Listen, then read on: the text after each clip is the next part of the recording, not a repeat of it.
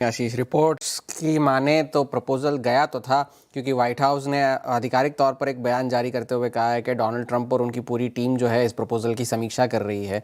और साथ ही तो रिपोर्ट सही थी वो। हाँ, ओके। और साथ ही साथ ये भी है कि उन्होंने अपने जो लक्ष्मण रेखा जिसे कहते हैं वो बरकरार रखी है कि भाई किसी भी तरह से किसी भी सूरत में ईरान को परमाणु हथियार नहीं रखने दिया जाना चाहिए। ये व्हाइट हाउस की तरफ से आधिकारिक बयान जारी हुआ है। और कल बाजार, जैसे आप कह रहे थे, वेट एंड वॉच मोड में है। वेट एंड वॉच मोड के काफ़ी सारे कारण हैं, लेकिन फिर भी S&P 500 और नैस्डैक कल रिकॉर्ड हाइस पर बंद हुए, बावजूद इसके कि उनके जो सेमीकंडक्टर स्टॉक्स थे वो 18 दिन की रैली के बाद कल गिरकर बंद हुए। लेकिन एनवीडिया 4% की तेज़ी कल एनवीडिया में देखने मिली। सब बराबर हो गया और लेकिन फिर भी S&P 500 का ये महीना जो है वो 2020 के बाद का सबसे अच्छा महीना जो है वो बन सकता है।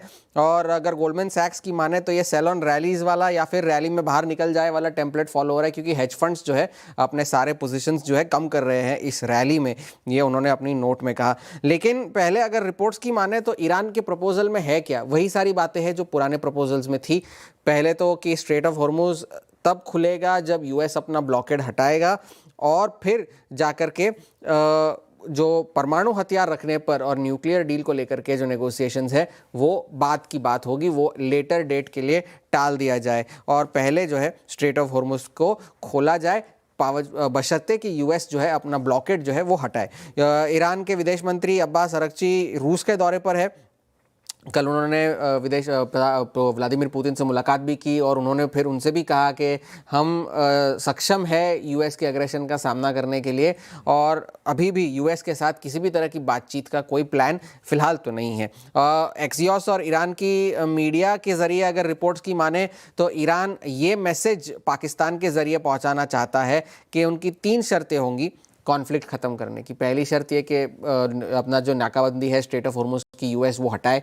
दूसरी शर्त ये कि पहले एक लीगल फ्रेमवर्क बनाया जाए स्ट्रेट ऑफ हॉर्मुज में ट्रैफिक ट्रांजिट के लिए, उसे यूएस माने, और साथ ही साथ इस बात की गारंटी भी दे कि ईरान पर आगे चलकर किसी भी तरह का हमला नहीं किया जाएगा। तो ये शर्तें हैं, तो प्रैक्टिकल लगता तो नहीं है कि यूएस इन सारी शर्तों को मानेगा।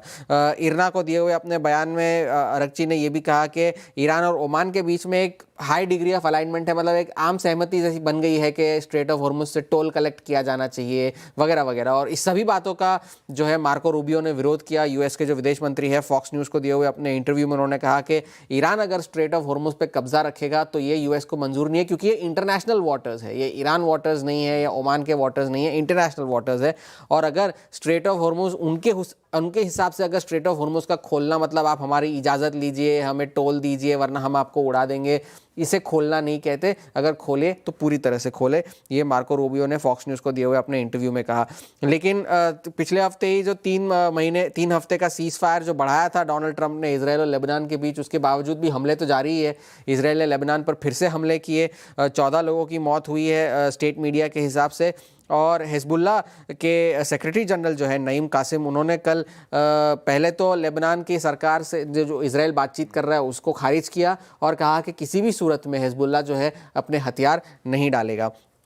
तेल, जैसे आप कह रहे थे, $108 के पार निकल गया है, 109 के आसपास अब पहुंच चुका है। गोल्डमैन सैक्स ने भी अपने जो है अनुमान बढ़ाए हैं चौथी तिमाही में, अब वो ऑन एवरेज $90 के अनुमान लगा रहे हैं, जबकि पहले के अनुमान $80 के थे।